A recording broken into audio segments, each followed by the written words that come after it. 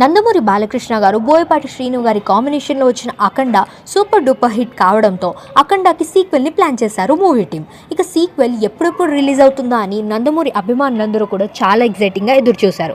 ఇంతకాలానికి అఖండ 2 తాండవం ప్రేక్షకుల ముందుకు వచ్చేసింది.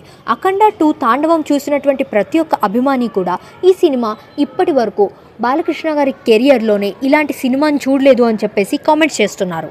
సినిమాలో బాలకృష్ణ గారి పర్ఫార్మెన్స్ అయితే నెక్స్ట్ లెవెల్. అసలు సినిమాని మొత్తం ముందుకు నడిపించింది ఆయన పర్ఫార్మెన్స్, ఆయన యాక్షన్, ఫైట్, అలానే ఎలివేషన్స్ అని చెప్పేసి ప్రతి ఒక్క అభిమాని కూడా ఈ సినిమాని చూసి చాలా ఇంప్రెస్ అయిపోతున్నారు. స్టోరీలో కొత్తదనం ఏమీ లేకపోయినా కూడా బోయపాటి శ్రీను గారు ఈ స్టోరీకి ఒక మ్యాజిక్ని యాడ్ చేసి చాలా డీసెంట్గా ఈ సినిమాని ప్రేక్షకుల ముందుకు తీసుకొచ్చారు. ఈ సినిమా రిలీజ్ అవ్వడం లేట్ అయినా కూడా చాలా లేటెస్ట్గా రిలీజ్ చేశారు అని అభిమానులందరూ కూడా చాలా హ్యాపీగా ఫీల్ అవుతున్నారు. ఈ సినిమాలో మెయిన్ క్యారెక్టర్ని ప్లే చేసినటువంటి ఆది అలానే హర్షాలి కూడా వాళ్ళ పర్ఫార్మెన్స్తో ఇరగతీశారని చెప్పుకోవాలి. ఒక్క మాటలో చెప్పాలి అంటే ఇంటర్వెల్ సీక్వెన్స్ మాత్రం నెక్స్ట్ లెవెల్లో ఉంది.